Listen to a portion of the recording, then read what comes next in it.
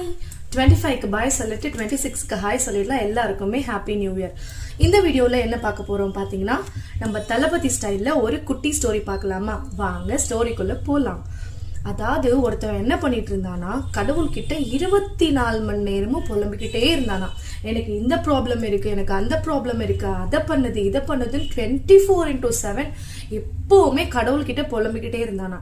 இப்படியே புலம்பிட்டு இருந்த அவனை பாக்குறதுக்காக கடவுள் என்ன பண்ணாரா, நேர்ல வந்தாராம். நேர்ல வந்து என்னதான்ப்பா உனக்கு பிரச்சனை, எப்ப பார்த்தாலும் புலம்பிக்கிட்டே இருக்கியே அப்படின்னு சொல்லி கேட்டாராம்.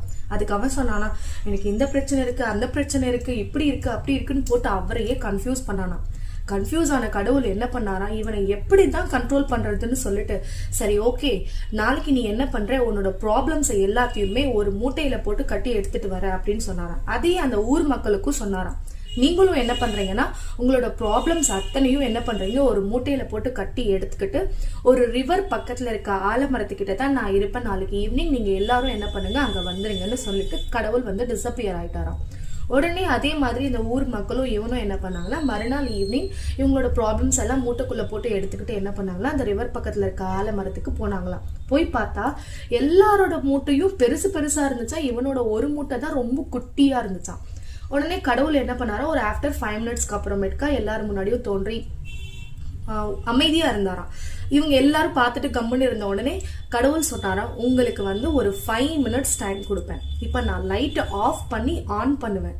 அந்த டைம்ல உங்களுக்கு யாருக்கெல்லாம் உங்களோட ப்ராப்ளம்ஸ் பிடிக்கலையோ அந்த ப்ராப்ளம்ஸை கீழே போட்டுட்டு பக்கத்துல இருக்கவங்க இன்னொரு ப்ராப்ளம்ஸை நீங்க எடுத்துக்கோங்கன்னு சொல்லி கடவுள் சொன்னாராம். உடனே என்ன பண்ணாங்களா, இருந்தவங்க எல்லாம் லைட் ஆஃப் ஆகி ஆன் ஆனதும் நம்ம புலம்பல்ஸ் இருக்கான் பாத்தீங்களா, அவன் என்ன பண்ணானா, அவனோட ப்ராப்ளம்ஸை கீழே போட்டு அவன் ப்ராப்ளம்ஸையே எடுத்துக்கிட்டானா. ஸோ எப்பவுமே நமக்கு தான் ப்ராப்ளம்ஸ் ஜாஸ்தியா இருக்குன்னு ஃபீல் பண்ணிக்கிட்டே இருந்தோம் அப்படின்னா வாழ்க்கையில முன்னேறவே முடியாது. நம்மளை விட ப்ராப்ளம்ஸ் நிறைய பேர் இருக்கிறாங்க. அன்றாட வாழ்க்கையை நடத்துறதுக்கு கஷ்டப்படுறவங்களே ரொம்ப பேர் இருக்காங்க.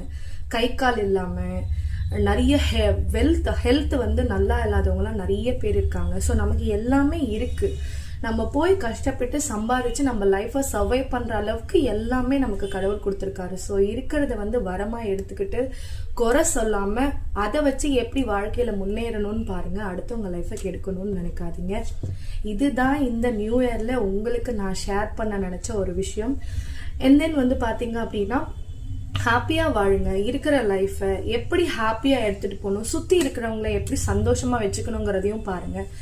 நம்மளோட டெசிஷன் எந்த வகையிலுமே நம்மளை சுத்தி இருக்கிறவங்களை வந்து டிஸ்டர்ப் பண்ணல, கஷ்டப்படுத்தல, காயப்படுத்தல அப்படின்னு